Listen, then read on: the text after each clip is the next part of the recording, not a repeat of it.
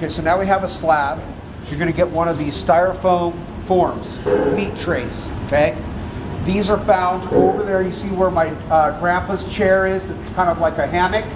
Just to the right of that chair is a black cart that has trays just like this on top of that cart. That's where you find these. And we reuse these over and over again, so please don't throw these out when you're done. Put them back on the stack where you got them from. Okay, so I've already stamped my clay, and I stamped it before I put it over the foam. Okay? If you do the stamping after, you're going to crush the foam, and then you're not going to have a plate.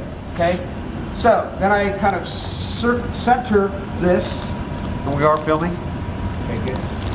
Okay, so you center this over the top, and you drop it, and it kind of landed good. Okay? Then you kind of make the form really start to come through. So I'm pressing down on the clay with my hands, but not super hard because you don't want to get rid of your cool textures, right? That defeats the purpose of the textures. Okay? Then, underneath the mosaic mural on the far right side, you will see a big tub that has dowels, and they're different sizes. And this one is a number 4.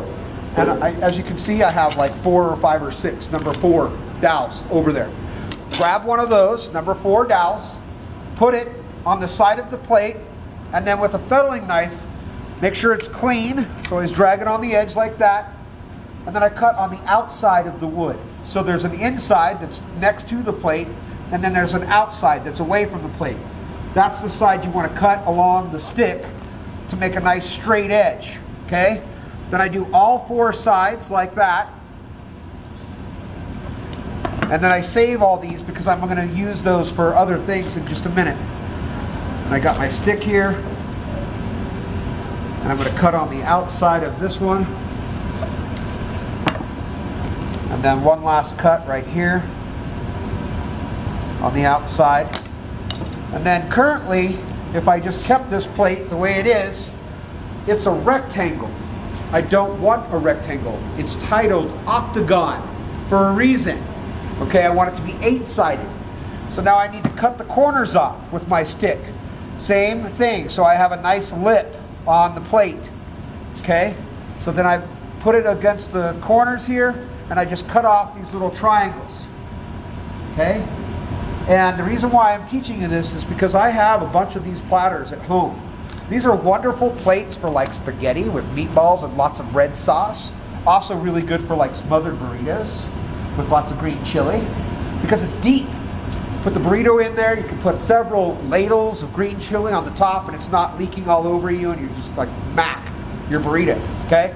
So, this is kind of what we're going for. This was a student plate. And you'll notice that it's not a beautiful octagon on the outside. They rushed through the lip, making the lip.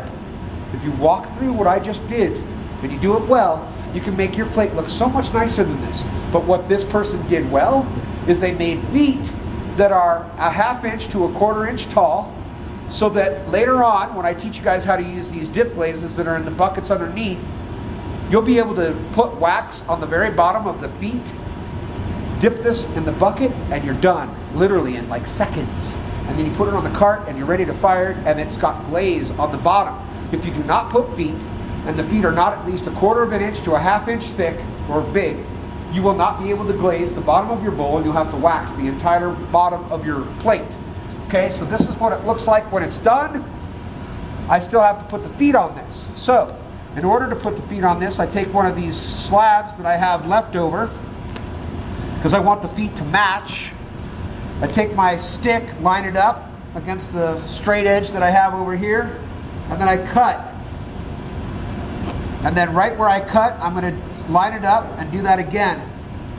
And I'm going to do that several times so that I have several strips of clay cut that are the same thickness. Okay? Then I have my handy dandy slip right here, and somebody moved my paintbrush and my toothbrush. All right, that's not great. Can you push stop for that?